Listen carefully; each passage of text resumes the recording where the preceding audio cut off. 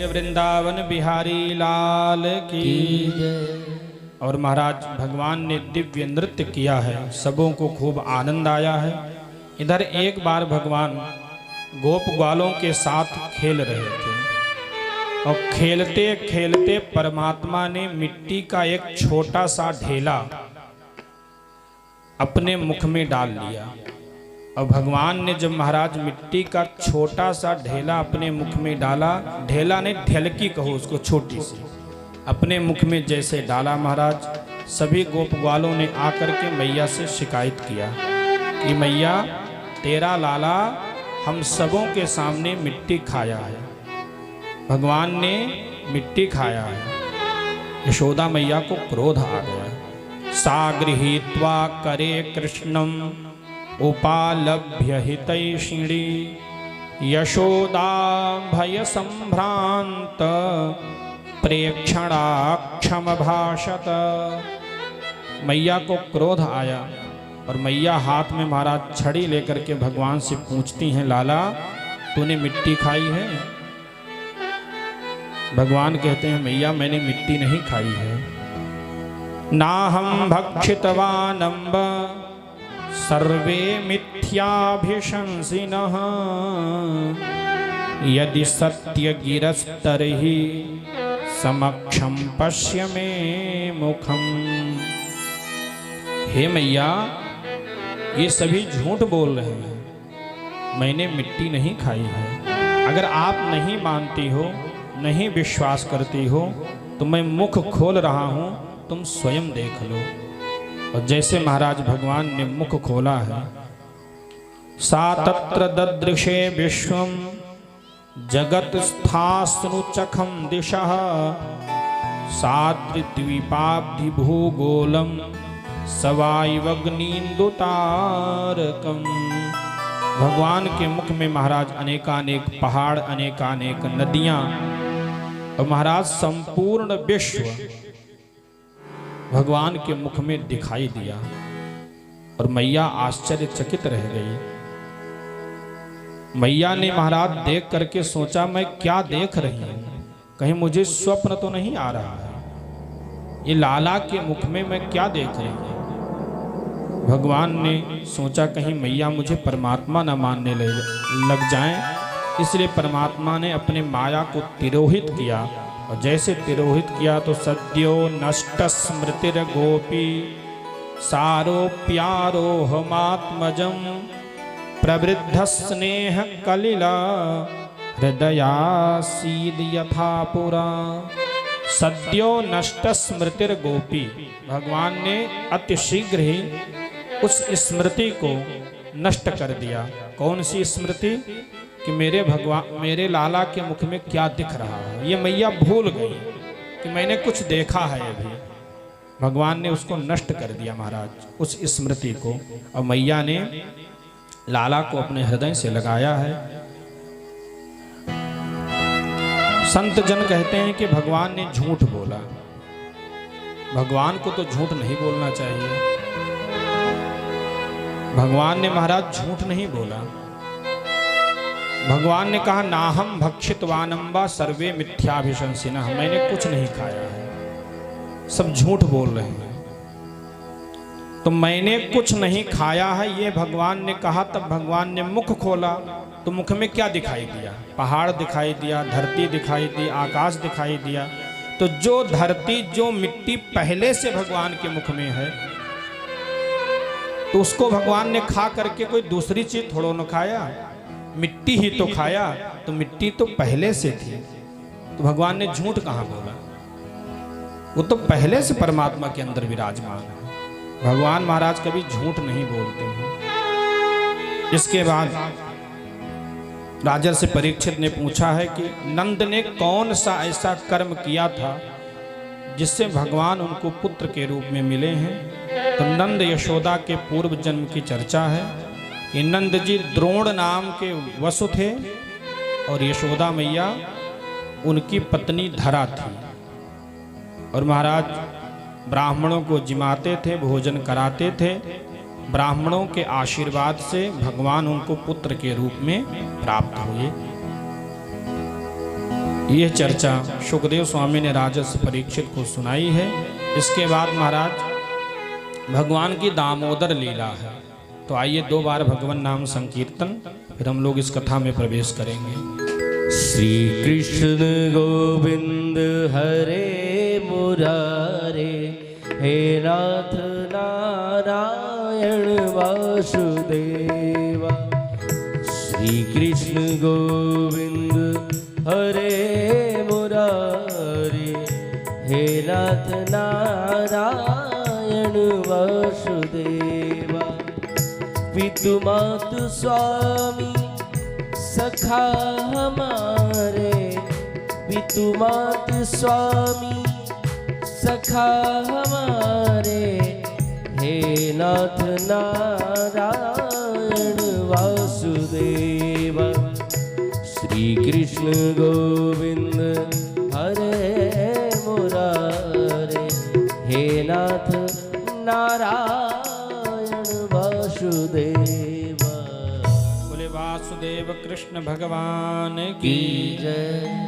अब महाराज एक बार की बात है, ध्यान से सुनिएगा। दामोदर लीला बड़ी ही अच्छी लीला है, भगवान की शिक्षाप्रद लीला है।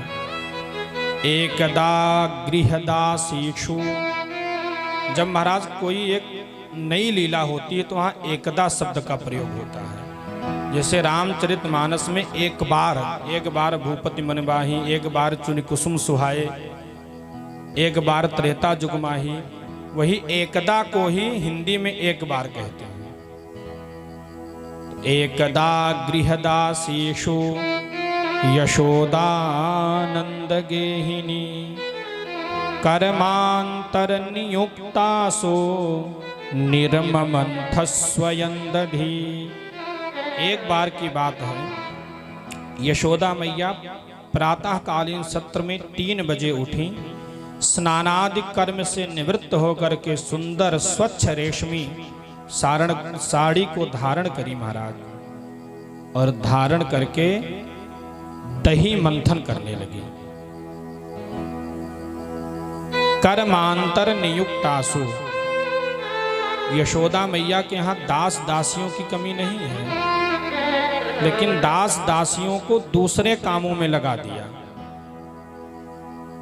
और भगवान के लिए दही मथना है तो स्वयं बैठ करके भगवान के लिए दधि मंथन करने लगी।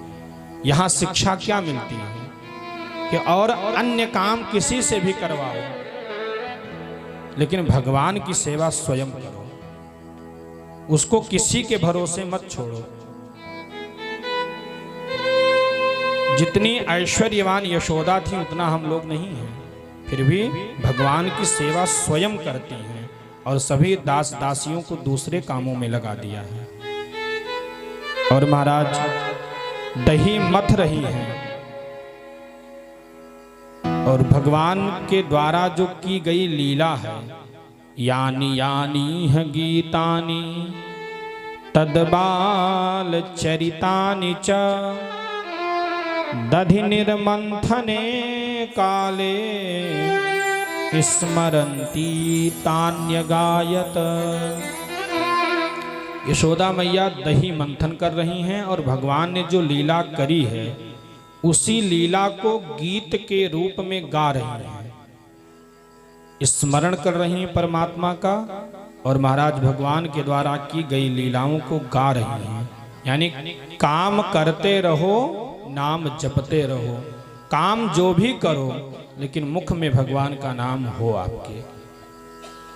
आपका कोई भी काम आप करेंगे अगर भगवान का नाम मुख में रहेगा तो सब काम परमात्मा का हो जाएगा। वो काम करना भी भक्ति हो जाएगी। जैसे आपको भोजन बनाना है तो भोजन बनाइए, तो भोजन बनाने के बाद परमात्मा को भोग लगाना है, यह भाव रहेगा तो भोजन बनाना भी भक्ति है। आप स्नान क्यों कर रहे हैं? क्योंकि भगवान की सेवा करना है, तो स्नान करना भी भक्ति हो जाएगी। अपने जीवन को अगर भक्तिमय बनाना है तो आपका समस्त कार्य भगवत परक होना चाहिए। देखिए, व्यक्ति भोजन तो बनाएगा ही, उस भोजन को ठाकुर जी के निमित्त बनाया जाए ग्रहण तो स्वयं व्यक्ति करता है, लेकिन घर में भगवान हो, पहले थाली सज करके परमात्मा के लिए जाए तो महाराज वो भोजन बनाना भी भक्ति हो जाएगा। आपका पूरा जीवन भक्तिमय हो जाएगा अगर आप समस्त कर्मों से परमात्मा को जोड़े रहेंगे। यही काम यशोदा मैया करती हैं। क्षौमं वासः पृथुकटितटे बिभ्रति सूत्रनद्धं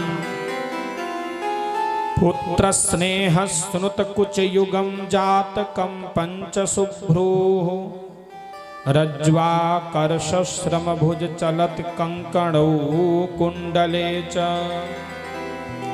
स्विन्नं वक्त्रं कबर विगलन मालती निर्ममंथ।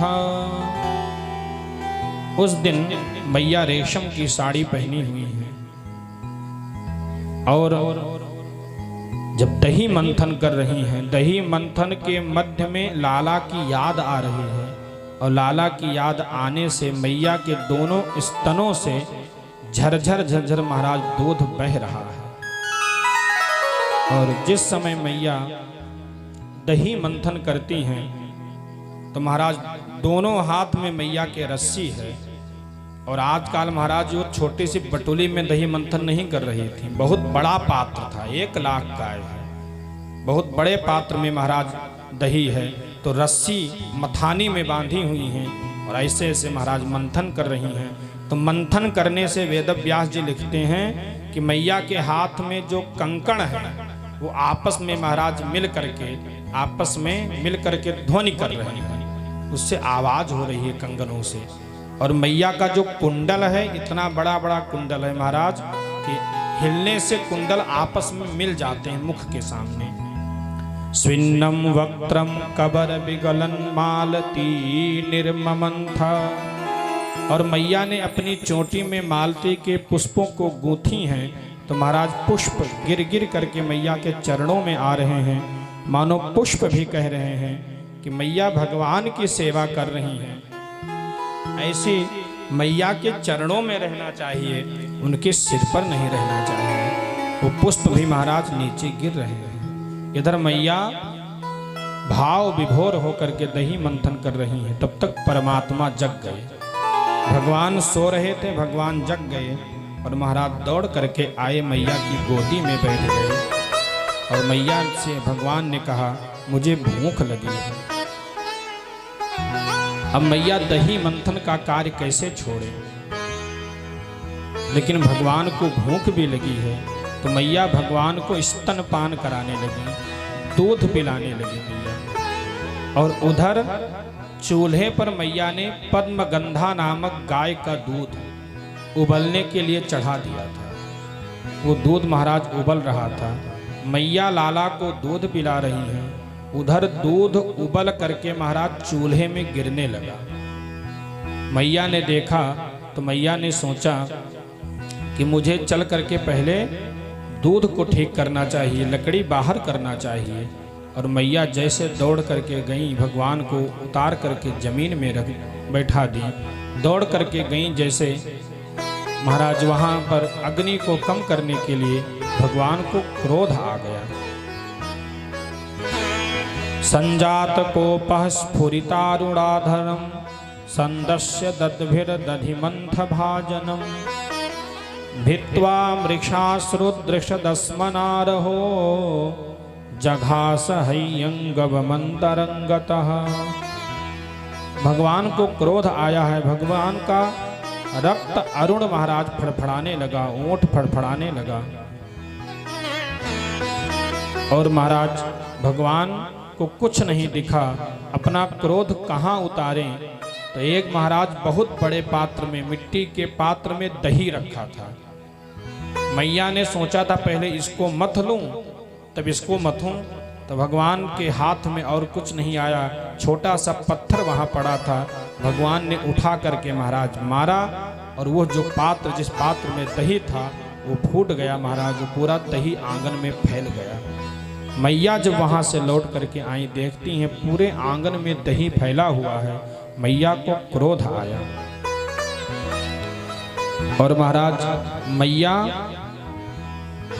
भगवान का पीछा करती हैं और भगवान भागते हैं।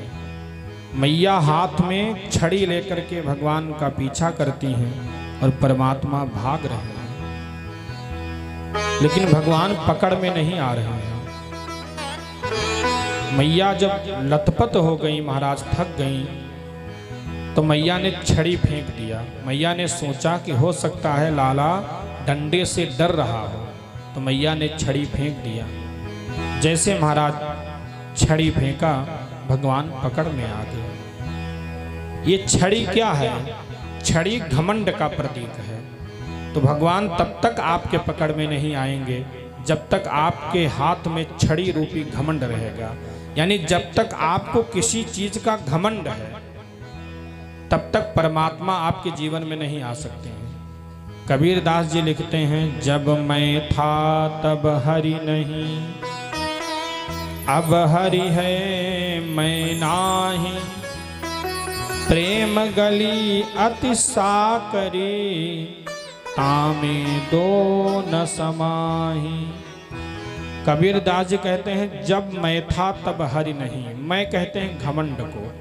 जब तक आपके जीवन में घमंड रहेगा, अभिमान रहेगा, तब तक भगवान हरि नहीं आ सकते। क्योंकि प्रेम रूपी जो गली है, उस प्रेम रूपी गली में भक्त भगवान के ही खड़े होने की जगह है।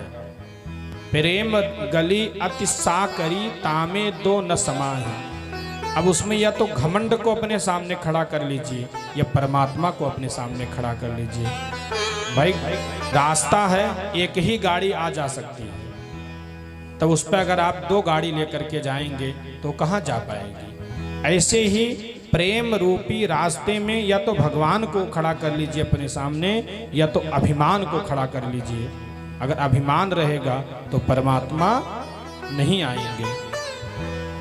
तो मैया ने जैसे महाराज छड़ी फेंका, भगवान पकड़ में आ गए और मैया भगवान को पकड़ करके लाती हैं और भगवान को ऊखल से बांधने लगी। मैया भगवान को ऊखल से बांधने लगती हैं। महाराज रस्सी ला करके भगवान को बांधती हैं, लेकिन रस्सी 2 अंगुल कम पड़ जाती है। तद्दाम बध्यमानस्य स्वार्भकस्य कृतागसः, द्वयंगुलो नम भूतेन संदधेन्यच्च गोपिका। यशोदा मैया के घर में जितनी रस्सी थी महाराज, सभी रस्सी लेकर के आई, भगवान को बांध रही हैं। सभी गोपिकाएं महाराज घेर करके खड़ी हैं। सभी गोपिकाएं कहती हैं, मैं यशोदा लाला से गलती हो गई, लाला को छोड़ दे। एक समय लाला नहीं था तो लाला की प्राप्ति के लिए कहाँ कहाँ जा कर के तूने मस्तक को नहीं टेका। आज अगर लाला आया है, लाला से थोड़ी गलती हो गई तो उसे क्षमा कर दो। लेकिन मैया को महाराज क्रोध है। मैया कह रही हैं, आज मैं इसको बांध करके ही छोड़ूंगी। और महाराज जितनी रस्सी है मैया के घर में, सभी रस्सियों को ला करके लगाती हैं, फिर भी 2 अंगुल छोटी पड़ जाती है। यहाँ तक महाराज हमने संतों के मुख से सुना है कि मैया जिस बंधन से अपने बाल को बांधी थी, उस बंधन को भी मैया ने खोल करके रस्सी में जोड़ा, फिर भी 2 अंगुल छोटी पड़ गई। ये 2 अंगुल क्या है? ये महाराज 2 अंगुल है अहमता और ममता। जब तक अहम रहेगा, मैया के अंदर अभी अहम है कि मैं बांध करके छोड़ूंगी, अभिमान है, तो तब भगवान बंधेंगे नहीं। अगर अभिमान रहेगा तो भगवान आपके बंधन में नहीं बंध सकते हैं। क्योंकि भगवान अगर बंधते हैं तो प्रेम के बंधन में बंधते हैं। किसी ने कहा है, प्रेम के बंधन में मोहन बंध गए, प्रेम के बंधन में मोहन बंध गए, प्रेम के बंधन में मोहन बंध गए, प्रेम के बंधन में मोहन बंध गए, प्रेम के बंधन में मोहन गए। प्रेमियों ने जो बनाया बन गए। प्रेमियों ने जो बनाया बन गए। प्रेम के बंधन में मोहन बंध गए। प्रेम के बंधन में मोहन बंध गए। जान मीरा की नारायण ले सका। जान मीरा की नारायण ले सका। जहर भेजे तो अमृत बन गए। प्रेम के बंधन में मोहन बंध गए। बोले वृंदावन बिहारी लाल की जय। भगवान तो प्रेम रूपी बंधन में बंधते हैं, अभिमान रूपी बंधन में परमात्मा बंधता नहीं है। जब महाराज भगवान ने देखा कि स्वमातुः स्विन्न गात्राय विस्रस्त कबरस्रजः दृष्ट्वा परिश्रमं कृष्णः कृपयासीत् स्वबंधने। जब परमात्मा ने देखा स्विन्न गात्राया, अपनी मैया को पसीने से लथपथ देखा भगवान कि मैया पसीने से लथपथ हो गई है बांधते बांधते। और जब मैया को इस स्थिति में परमात्मा ने देखा तो भगवान वेदव्यास जी लिखते हैं कृपया शीत स्वबंधने, स्वयं बंधन में बंध गए। और मैया ने भगवान को ऊखल से बांध दिया और मैया अपने अन्य कार्य में लग गई। सभी गोपी गोपिकाएं महाराज वहां से चली गईं। इधर भगवान ने देखा जब कोई नहीं है तो भगवान का कमर महाराज ऊखल से बंधा हुआ है। तो दाम कहते हैं रस्सी को, रस्सी कमर में बांधी गई, इसीलिए भगवान का नाम पड़ा है दामोदर। बोले दामोदर भगवान की जय। उदर से रस्सी बांधी गई। दाम का अर्थ है रस्सी। उदर से जब रस्सी बांधी गई तो परमात्मा का नाम पड़ गया दामोदर। अब हमारे दामोदर भगवान जब किसी को नहीं देखे तो वहां से चल दिए ऊखल को लेकर के। भगवान बकैया बकैया चल रहे हैं, पीछे पीछे ऊखल है। और महाराज आज कल वाली ड्योढ़ी नहीं है, आजकल तो ड्योढ़ी ही नहीं होती है। ऊंची ड्योढ़ी थी, परमात्मा ने उसे पार किया। पार करके महाराज नंद भवन के सामने 2 वृक्ष लगे थे। यमलार्जुन के 2 वृक्ष महाराज लगे थे। वहां पर भगवान पहुंचे हैं और दोनों वृक्षों के महाराज मध्य में थोड़ी सी जगह थी। तो उस थोड़ी सी जगह से परमात्मा तो निकल गए लेकिन ऊखल फंस गया। जब महाराज ऊखल फंसा भगवान ने जोर लगाया और जैसे महाराज जोर लगाया दोनों वृक्ष धड़ाम से धरती पर गिरे और उसमें से 2 दिव्य पुरुष प्रकट हो गए। और उन 2 दिव्य पुरुषों का नाम है नल कुबर और मणिग्रीव। ये नल कुबर मणिग्रीव उस दोनों वृक्षों से महाराज प्रकट हुए हैं और ये कुबेर के पुत्र हैं।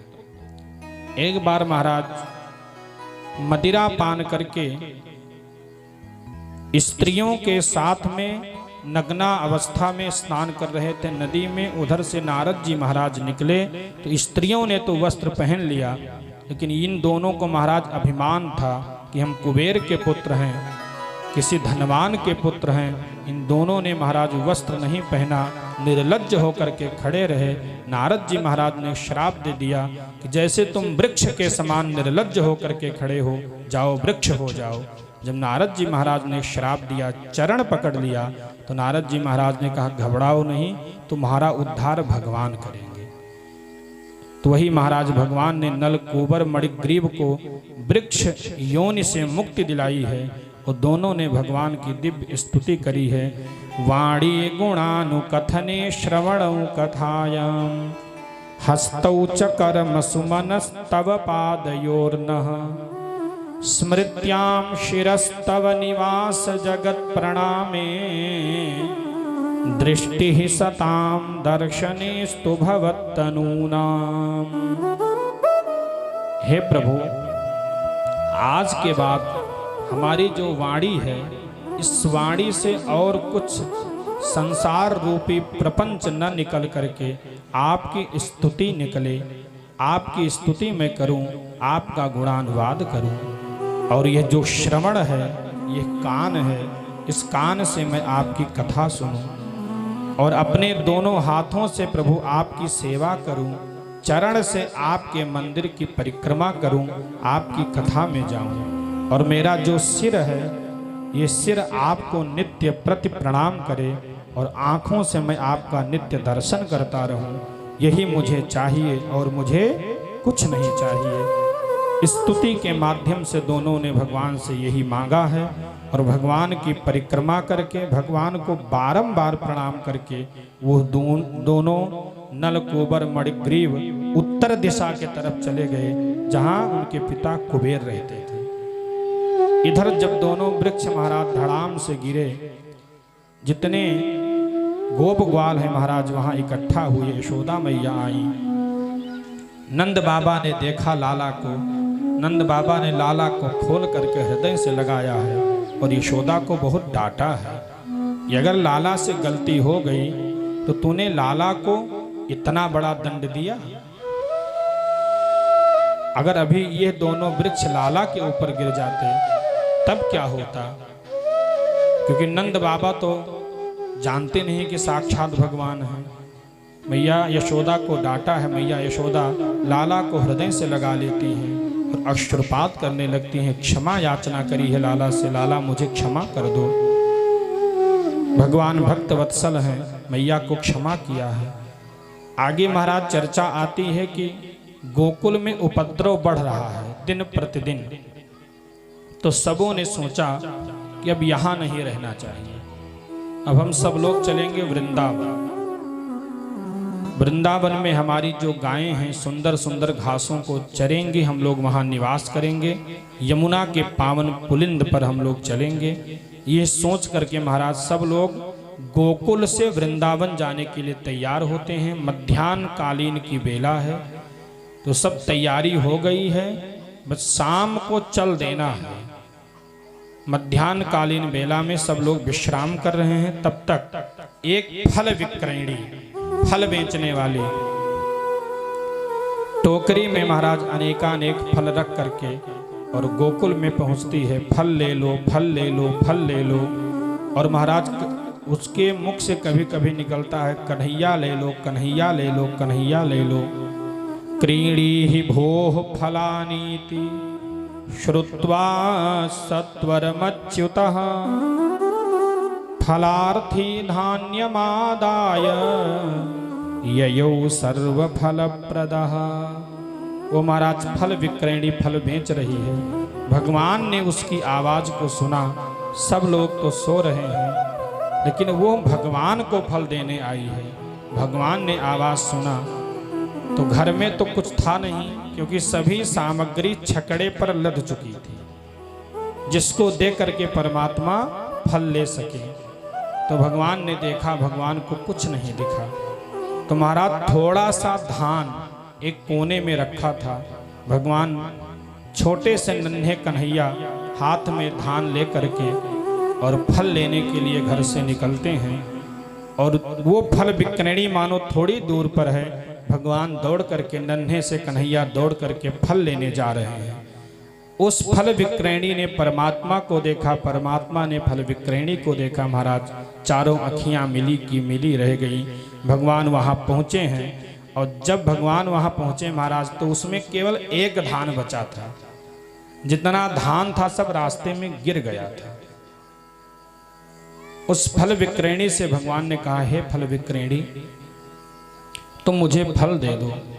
फल विक्रयणी ने महाराज जितना फल था उसके टोकरी में सब भगवान के सामने पलट दिया और भगवान ने उस फल विक्रयणी की टोकरी को हीरे जवाहरात से भर दिया।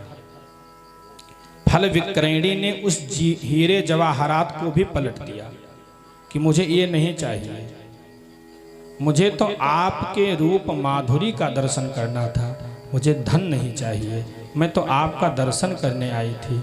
और महाराज संतों का कथन है कि वो फल विक्रयणी कोई और नहीं, वो राधा रानी थी। आज भगवान गोकुल को छोड़ करके वृंदावन जा रहे हैं तो राधा रानी आई हैं मानो भगवान का दर्शन करने और भगवान से एक निवेदन करने कि आप प्रभु जा तो रहे हो लेकिन कभी कभी यहाँ आते रहना। अब राधा रानी भगवान को अपना पता बता रही है। जमुना किनारे मेरो गाँव सावरे आई जई हो, जमुना किनारे मेरो गाँव सावरे आई जइयो। हे लाला, हे कान्हा, आप जा रहे हो लेकिन मेरा ये पता है, कभी कभी आप इस पते पर आकर के दर्शन दे देना।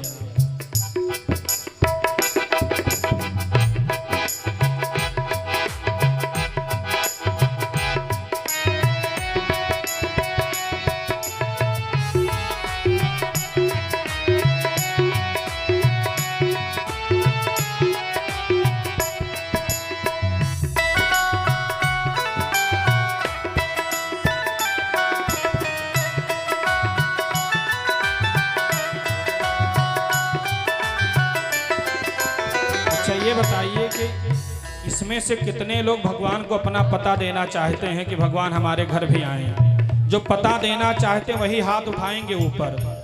अगर आप पता देना चाहते हैं तो वहाँ राधा रानी भगवान के सन्मुख खड़ी हैं, आप भी वहीं पहुँचिए और ताली बजाते हुए भगवान को आप अपना पता दीजिए। जमुना किनारे मेरो गाँव सावरे आई जइयो, जमुना किनारे मेरो गाँव सावरे आई जइयो, आई जइयो, आई जइयो, आई जइयो, आई जइयो।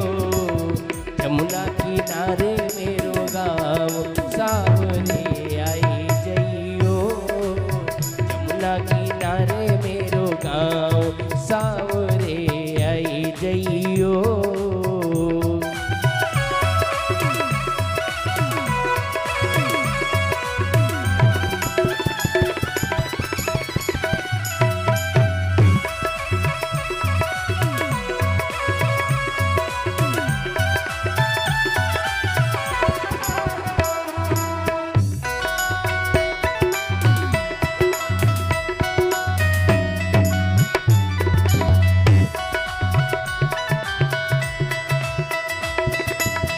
जमुना किनारे मेरी ऊंची हवेली। अभी तक राधा रानी ने गांव का पता दिया था, अब अपने घर का पता बता रही है।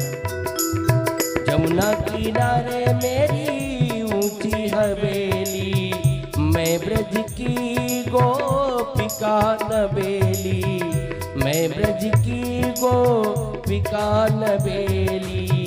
राधे रंगीली मेरो नाम, राधे रंगीली मेरो नाम सावरे आई जइयो, यमुना किनारे मेरो गाँव सावरे आई जइयो।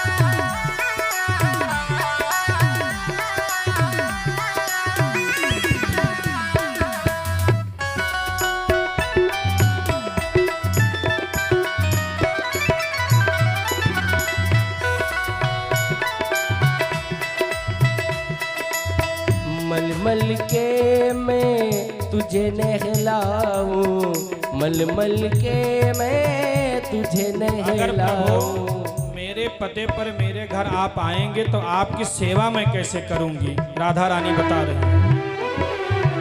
मलमल के मैं तुझे नहलाऊं, मलमल के मैं तुझे नहलाऊं। घिस घिस चंदन तिलक लगाऊं, घिस घिस तिलक चंदन लगाऊं। पूजा करूंगी, पूजा करूंगी सुबह शाम सामरे। आई जइयो यमुना किनारे मेरो गाँव सामरे। आई जइयो, आई जइयो श्याम, आई जइयो, आई जइयो श्याम, आई जइयो यमुना किनारे मेरो गाँव सामरे। आई जइयो यमुना किनारे मेरो गाँव सामरे। आई जइयो।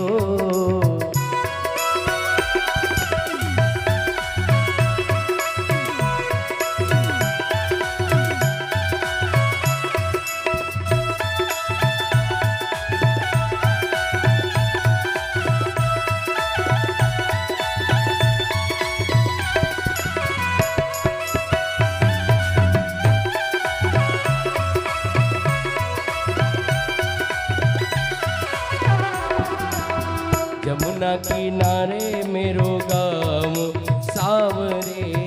आई जइयो यमुना किनारे मेरो गाँव सावरे। आई जइयो यमुना किनारे मेरो गाँव सावरे। आई जइयो यमुना किनारे मेरो गाँव सावरे। आई जइयो यमुना किनारे मेरो गाँव सावरे। आई जइयो यमुना किनारे मेरो गाँव सावरे। आई जइयो यमुना किनारे मेरो गाँव सावरे। आई जइयो। बोले सामले सरकार। इधर महाराज सब लोग वृंदावन पहुँचे हैं और वृंदावन में पहुँच करके महाराज भगवान सर्वप्रथम वहाँ पर बछड़ों को चराने जाते हैं। और बछड़ों को चराने के मध्य में कंस का भेजा हुआ बकासुर नामक दैत्य आया है। भगवान ने उसका संहार किया है। और एक दिन भगवान सभी गोप ग्वालों के साथ में गायों को चराने के लिए गए हैं। और भगवान ने नियम लगा दिया था कि आप सबों को अपने अपने घरों से खाद्य सामग्री लेकर के आना है। सभी गोप ग्वाल जिनके यहाँ जो व्यवस्था थी उस व्यवस्था के अनुसार खाद्य सामग्री लेकर के गए हैं। और महाराज भगवान सभी गोप ग्वालों से आवृत है। गोप ग्वालों के मध्य में भगवान हैं। भगवान को सभी गोप ग्वाल महाराज घेर करके खड़े हुए हैं। बिभ्रद वेणुम जठर पटयो श्रृंग वेत्रे च कक्षे वामे पाणौ मसृण कवलम तत्फलान्यंगुलीषु तिष्ठन् मध्ये स्वपरिसुहृदो हासयन्नर्मभिः स्वैः स्वर्गे लोके मिषति बुभुजे यज्ञ भुग बाल के लिए। अब परमात्मा की छटा कैसी है? सभी गोप ग्वाल भगवान को घेर करके खड़े हुए हैं। और भगवान की महाराज जो बंसी है उस बंसी को परमात्मा ने कमर में कोंच लिया है। और महाराज भगवान के बाएं हाथ में तरह तरह के अनेकानेक अचार हैं। कोई ग्वाल महाराज आम का अचार लाया है, कोई नींबू का अचार लाया है, कोई महाराज आंवले का अचार लाया है। तो भगवान ने अपने समस्त अंगुलियों के मध्य में अचारों को फंसा लिया है। और महाराज हाथ में खाद्य सामग्री लेकर के भगवान खाते हैं और बीच बीच में अचारों को काट करके परमात्मा खा रहे हैं। और सभी गोप ग्वाल भगवान को घेर करके खड़े हुए हैं। एक महाराज गोप था जो बहुत गरीब था। उसके घर में कुछ नहीं था कि क्या लेकर के आए, तो उसकी मैया ने छाछ दिया था, दही का छाछ जो खूब पतला होता है, वही महाराज वो लेकर के आया। लेकिन अब वो कैसे वो छाछ उन सबों के मध्य में निकाले कि कोई पुआ लाया है, कोई पूड़ी लाया है, कोई पराठा लाया है। महाराज वो गरीब गोप वो छाछ कैसे निकाले महाराज? तो वो चुपके से गया, एक पेड़ के बगल में खड़े होकर के छाछ को पीने लगा। लेकिन भगवान तो सब जानते हैं, हमारे परमात्मा को अमीरी नहीं चाहिए, हमारे भगवान को व्यवस्था नहीं चाहिए, भगवान को व्यवस्थित हृदय चाहिए। आपके यहाँ बहुत व्यवस्था है, दुर्योधन के यहाँ व्यवस्था में कोई कमी नहीं थी, लेकिन दुर्योधन का हृदय नहीं व्यवस्थित था, हृदय व्यवस्थित था विदुर जी का। तो भगवान ने विदुर जी के यहाँ भोजन किया। तो भगवान को हमारे व्यवस्था से कोई मतलब नहीं है। भगवान ने उस गोप को चुपके से छाछ पीते देखा, महाराज भगवान दौड़ करके गए, तब तक वो छाछ पी चुका था। तो उसके यहाँ पर और महाराज होठों में छाछ लगा था। कुछ पीते समय जल्दी जल्दी पिया कि कोई देख न ले, तो कुछ महाराज गिरा उसके कपड़े पर, कुछ दाढ़ी में लग गया, कुछ होठों में लगा है।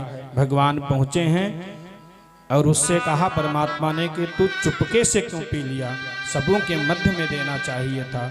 वो कहा लाला मैं कैसे छाछ पिलाता तुझे, तेरे घर में छाछ की, दही, मक्खन, दूध की तो कमी है नहीं, मुझे शर्म सी आ रही थी।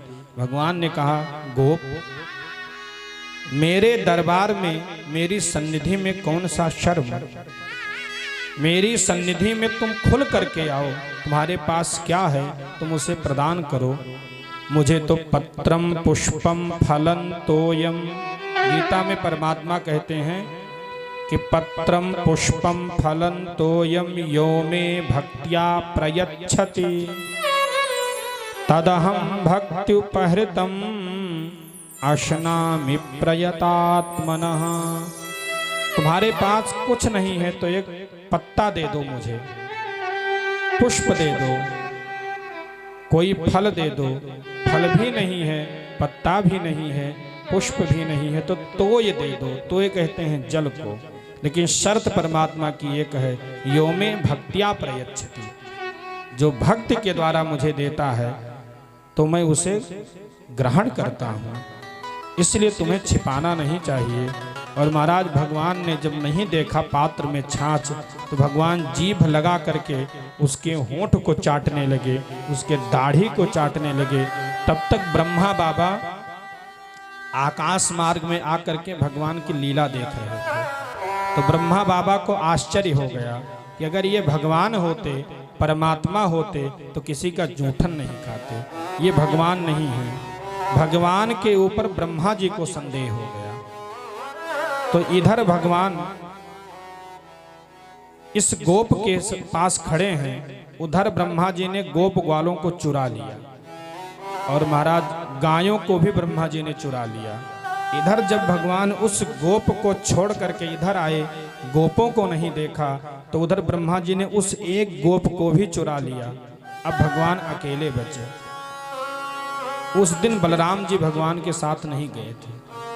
भगवान समझ गए ये बूढ़े ब्रह्मा की बुद्धि छठिया गई है, ब्रह्मा का ही ये सब खेल है।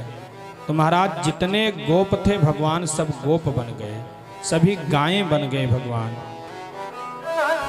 और ये महाराज एक दिन तक नहीं, एक वर्ष तक, यावद वत्स पवत्स कालपक वपुर यावत करांघ्रियादिकम यावद यष्टि विषाण वेणुदलसिक यावद विभूषांबरम यावद छील गुणाभिधाकृतिवयो यावद विहारादिकम सर्वं विष्णुमयं गिरोंगवदजः सर्वस्वरूपो बभौ। सर्वं विष्णुमयम, महाराज सब विष्णुमय हो गया। और ये लीला भगवान की ही इच्छा से हुई। जब भगवान छोटे थे महाराज, सभी गोपियों के घर में जाते थे तो सभी गोपिकाओं की इच्छा होती थी काश ये मेरे बालक होते तो मैं भी इन्हें दुग्धपान कराती। तो भगवान तो सबके हृदय की इच्छा को जानने वाले हैं और सबके हृदय की इच्छा को पूर्ण करते हैं। तो परमात्मा आज सभी गोप ग्वाल बने हैं और सभी गोपिकाओं के दुग्ध का पान करते हैं। यह क्रम महाराज 1 वर्ष तक चला। अब ब्रह्मा जी ने सोचा कि चल करके देखना चाहिए ब्रज में क्या स्थिति है। तो ब्रज में पहुंचते हैं महाराज, तो यहाँ भी वही गोप ग्वाल हैं जिनको चोरी करके ले गए थे। फिर ब्रह्मलोक में जा करके देखे, वहाँ गोप ग्वाल महाराज सोए हुए हैं। इधर आकर के देखते हैं वही गोप ग्वाल, इधर वहां जा करके देखते हैं तो वही गोप ग्वाल। समझ गए ब्रह्मा जी कि मुझसे बहुत बड़ी गलती हुई। भगवान के समस्त गोप ग्वालों को लेकर के आए हैं, भगवान की दिव्य स्तुति की है, प्रभु मुझे क्षमा करो। नौमीड्यते भ्रवपुषे तडिदंबराय गुंजावतम सपरिपिच्छल सन्मुखाय वन्यस्रजे कवलवेत्र विषाण वेणु लक्ष्मश्रिये मृदुपदे पशुपांगजाय। भगवान पशुपांगज की दिव्य स्तुति करके ब्रह्मा जी पधारे हैं और ब्रह्मा जी ने कहा अहो भाग्यम नंद गोप व्रजौकसाम यन्मित्रम परमानंदम पूर्णम ब्रह्म सनातनम। ये सभी भाग्यशाली हैं जो नंद के ब्रज में रहने वाले गोपगण हैं, जिनके मित्र साक्षात पार ब्रह्म परमेश्वर हैं। ये सभी भाग्यशाली हैं। ब्रह्मा जी स्तुति करके महाराज ब्रह्मलोक पधारे हैं। इधर जो यमुना मैया है महाराज, यमुना में कालिय नाग रहता था और उस कालिय नाग के रहने से यमुना का जल विषाक्त हो गया था। यहाँ तक महाराज कि उस यमुना मैया के ऊपर से जो पक्षी जाते थे, वो पक्षी महाराज उस विष के नाते नीचे गिर के मर जाते थे। इतना जल विषाक्त हो गया था। भगवान ने सोचा यमुना के जल को शुद्ध निर्मल बनाना चाहिए। सभी गोप ग्वालों के साथ में भगवान हैं। गोप ग्वालों ने मना किया, लाला इसमें मत जाओ। भगवान ने कहा नहीं, अगर आज मैं इस यमुना के विषाक्त जल को शुद्ध परिशुद्ध नहीं करूंगा तो आने वाले समय में हमारी गायें कहाँ जल पिएंगी। महाराज भगवान छलांग लगा देते हैं और छलांग लगा करके महाराज पहुँचे हैं जहाँ पर कालिय नाग सो रहा था। कालिय नाग की पत्नियां महाराज भगवान के सौंदर्य को देख करके मोहित हो जाती हैं। भगवान से कहती हैं कि तुम लौट जाओ, नहीं तो हमारे स्वामी अगर जगेंगे तो तुम्हें अभी मार डालेंगे। भगवान ने कहा मैं उन्हें जगाने ही आया हूँ, अगर मैं उन्हें जगाऊंगा नहीं, यहाँ से भगाऊंगा नहीं तो यमुना का जल शुद्ध नहीं होगा। नाग की पत्नियां बार बार भगवान से निवेदन करती हैं कि तुम भुवन सुंदर हो, अभी मारे जाओगे और तुम्हारे ऐसा सुंदर बालक मारा जाए ये अच्छा नहीं होगा, इसलिए लौट जाओ। भगवान ने कहा इसे बिना भगाए तो मैं वापस जा नहीं सकता हूँ। नाग पत्नियां और भगवान का संवाद सुन करके महाराज वो जग गया और जैसे जगा भगवान को देखा। महाराज 1000 फंड हैं उसके, उन 1000 फंडों से आग उगलते हुए वो कालिय नाग भगवान के ऊपर झपट्टा मारने का प्रयास करता है। जैसे झपट्टा मारता है भगवान छलांग लगा करके उसके फंड पर चढ़ जाते हैं और जिस फंड से भगवान को महाराज वो काटना चाहता है उसी फंड को परमात्मा अपने चरण से दबा देते हैं। महाराज मानो भगवान तांडव नृत्य करने लगे। तांडव गति मुंडन पर नाचत गिरधारी, तांडव गति मुंडन पर नाचत गिरधारी, तांडव गति मुंडन पर नाचत गिरधारी, तांडव गति मुंडन पर नाचत गिरधारी।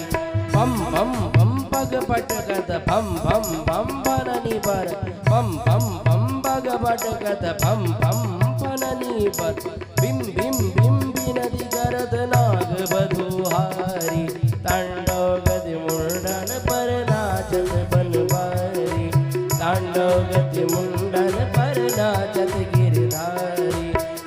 ससिक सनकादिक नंदन नारद ससिक सनकादिक नंदन नारद मम मम मम महादेव बम बम बलिहारी तांडव गति मुंडन पर नाचत गिरधारी तांडव गति मुंडन पर नाचत गिरधारी विविध विविध विद्याधर दम दम दम देव शकल विविध विविध विद्याधर दम दम दम देव सकल गंग गंग मुनि गंधर्व नाचत रे तारी तांडव गति मुंडन पर नाचत गिरधारी तांडव गति मुंडन पर नाचत गिरधारी धूम धन नन नद धन नन धूम धन नन नद धन धूम दद धूम दद धूम दद धूम धन नन नन सूरदास प्रभु की वाणी किम किंगिनहु न जा सूरदास प्रभु की वाणी किं किंगिनहु न जा धन धन धन गण भरत निर्भय भयकारी तांडव गति मुंडन पर नाचत गिरधारी तांडव गति मुंडन पर नाचत गिरधारी तांडव गति मुंडन पर नाचत गिरधारी तांडव गति मुंडन पर नाचत गिरधारी। बोले वृंदावन बिहारी लाल की। भगवान उस कालिए नाग के फंड पर महाराज नृत्य कर रहे हैं और ऐसा महाराज नृत्य किया परमात्मा ने कि उस कालिए नाग के जिस मुख से अग्नि निकल रही थी उसी मुख से महाराज खून निकलने लगा। तच्चिंत्र तांडव पिरुग्ण फणात पत्रो रक्तम मुखैरुरुवमन् नृपभग्न गात्रः स्मृत्वा चराचर गुरुं पुरुषं पुराणं नारायणं तमरणं मनसा जगाम। रक्तम मुखैरुरु उसके महाराज मुखों से रक्त निकलने लगा, खून निकलने लगा। और जब कालिए नाग ने देखा कि अब मैं नहीं बचूंगा, मारा जाऊंगा, महाराज भगवान की शरणागति कर लिया। स्मृत्वा चराचर गुरुम पुरुषम पुराणम नारायणम तमरणम मनसा जगामा। भगवान की शरणागति कर लिया। और भगवान का महाराज एक नियम है, भगवान की एक प्रतिज्ञा है कि भगवान की जो शरणागति करता है भगवान उसे क्षमा कर देते हैं। भगवान का निर्मल मन से जो चरण शरण ग्रहण कर ले महाराज उसको भगवान क्षमा कर देते हैं। भगवान ने कालिए नाग को क्षमा किया है और भगवान की स्तुति कालिए नाग की पत्नियों ने किया है। न्यायो हि दंडः कृत किल विशेषमिन् तवावतारः खल निग्रहाय रिपोः सुतानामपि तुल्य दृष्टेर धत्से दमं फलमेवानुशंसन।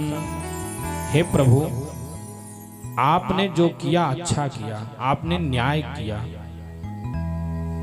इनको बड़ा अभिमान आ गया था, आपने हमारे स्वामी के अभिमान को चूर्ण करके बड़ा अच्छा किया प्रभु। और आपका जो आदेश होगा वही हम लोग करेंगे। कालिए नाग ने कहा प्रभु वयम खलाह सहोत्पत्त्या तामसा दीर्घमन्यवः स्वभावो दुस्त्यजो नाथ लोकानाम यद सदग्रहः। कालिए नाग कहता है प्रभु हम सभी खल हैं, दुष्ट हैं, हमारा स्वभाव ही दुष्ट से भरा हुआ है, दुष्टता से, और तामसी हैं, अपने स्वभाव का हम लोग त्याग नहीं कर सकते हैं प्रभु। इसलिए आपका जो आदेश हो हम लोग वही करेंगे। भगवान ने कहा तुम यहाँ से रमणक द्वीप चले जाओ। भगवान का आदेश पा करके महाराज वो कालिए नाग वहाँ से प्रस्थान करता है, अपनी पत्नियों के साथ में रमणक द्वीप गया है। और रमणक द्वीप जा करके वो कालिए नाग महाराज रहने लगा है। इधर भगवान ने दावाग्नि पान किया है, उसकी चर्चा आती है। दावाग्नि से समस्त गोप ग्वालों को बचाया है।